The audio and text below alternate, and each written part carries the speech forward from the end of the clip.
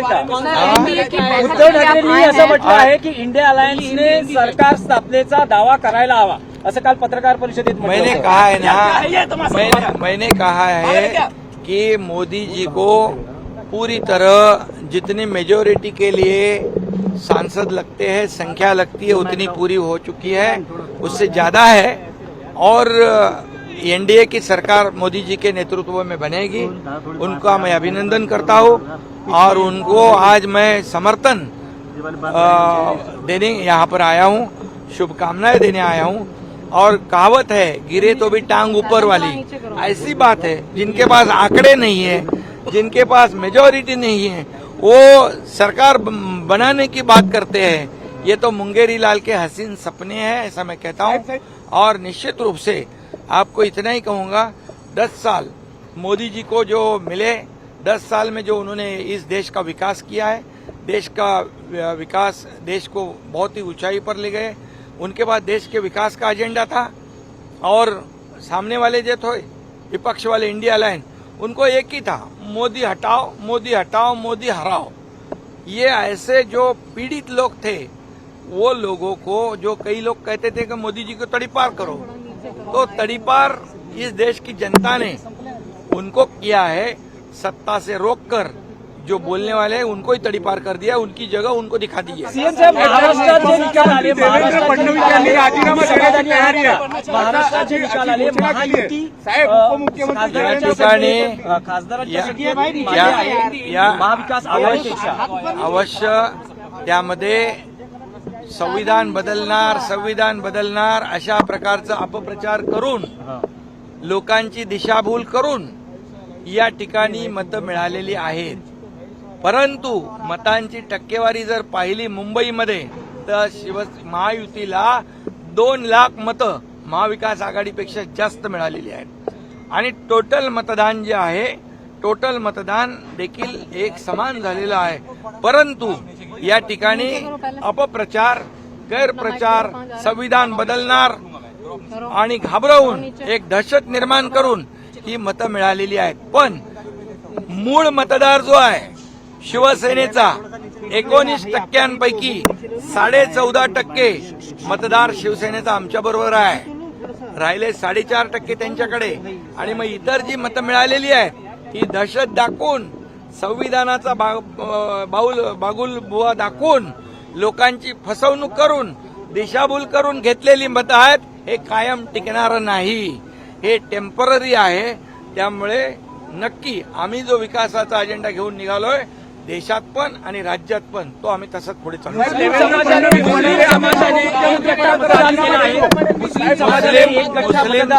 समाज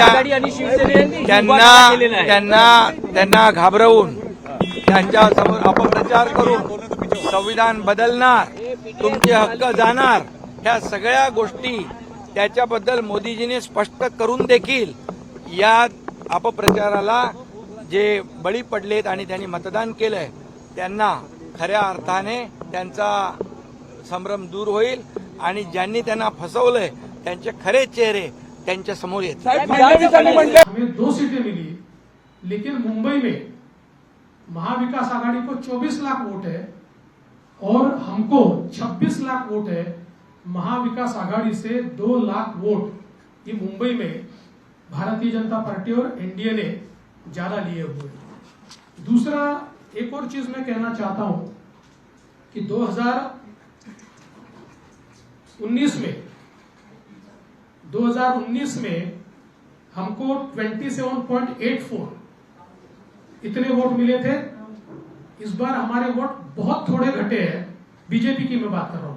बीजेपी को 27.84 थे, इस बार 26.17, यानी 1.25 या 1.5% वोट ये केवल हमारे कम हुए हैं।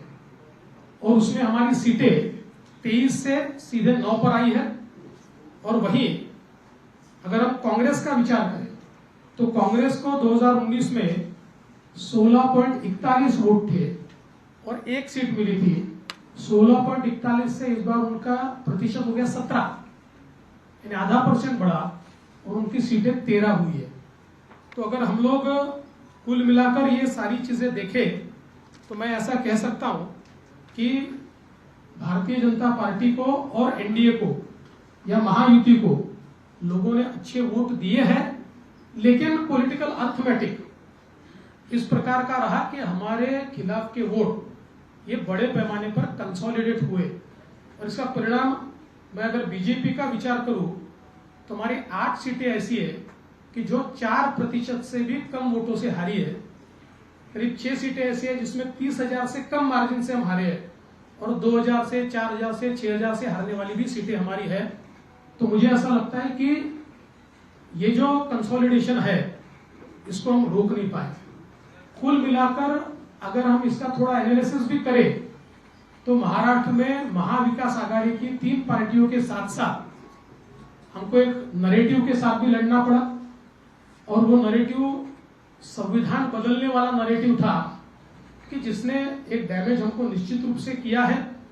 इसको इफेक्टिव काउंटर हम कर रहे थे, और हमको ऐसा लग रहा था कि हम इफेक्टिवली काउंटर कर रहे हैं, पर मुझे ऐसा लगता है कि हम इफेक्टिवली इसको काउंटर नहीं कर पाए, ये बात भी निश्चित है।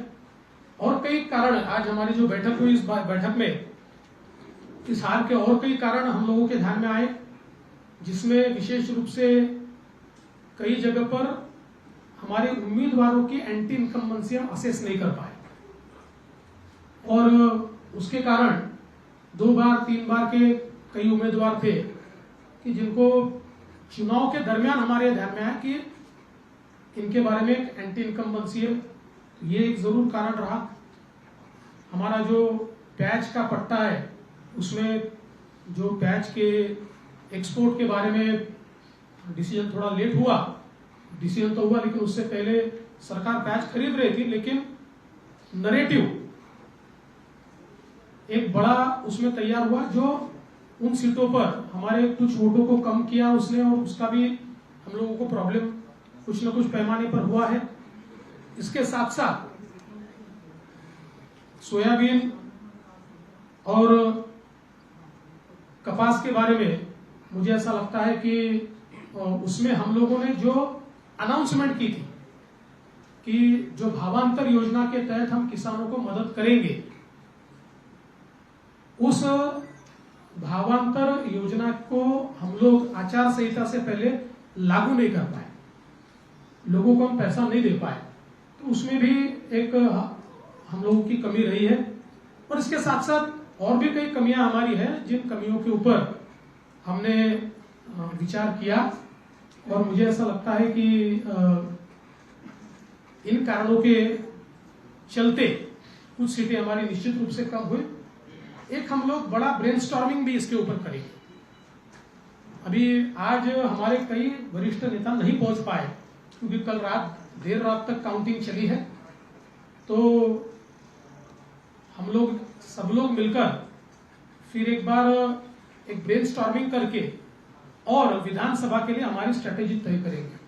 और मैं निश्चित रूप से जो आंकड़े मैंने आपके सामने रखे हैं, ये आंकड़े इस बात को प्रूव करते हैं कि जरूर महाविकास आघाड़ी को एक इमोशनल एडवांटेज इन आंकड़ों से मिला होगा, लेकिन जमीन पर आज हम मजबूत हैं और अपनी गलतियों को दूर करके वापिस लोगों के बीच जाकर हम लोग जो हमको अधिक का लोगों से आशीर्वाद चाहिए वो संपादित करने की कोशिश करेंगे। इस पूरे चुनाव में हमारे प्रदेश के अध्यक्ष बावनकुळे जी, हमारे मुंबई के अध्यक्ष आशीष शेलार जी, इन्होंने बहुत अच्छा काम किया है।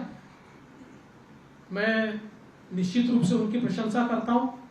कार्यकर्ताओं ने भी जी जान से काम किया है। भारतीय जनता पार्टी के कार्यकर्ताओं ने केवल खुद की कॉन्स्टिट्यूएंसी में नहीं, शिवसेना की और एनसीपी की कॉन्स्टिट्यूएंसी में भी बहुत अच्छे से काम किया है।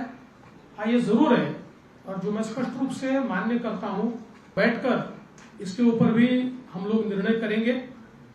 और साथ साथ महाराष्ट्र में चूंकि एक प्रकार से भारतीय जनता पार्टी की सारी जिम्मेदारी महाराष्ट्र में एक लीडर के रूप में मेरे ऊपर थी, तो ये जो हमारा महाराष्ट्र में डिबैकल हुआ है, या जो हमें एक प्रकार से हार मिली है, हमारी सीटें कम हुई है, इसकी पूरी जिम्मेदारी ये मेरी है। मैं इस जिम्मेदारी को स्वीकारता हूं। कहाँ कमियां रही है उसको पूरा करने की कोशिश करूंगा।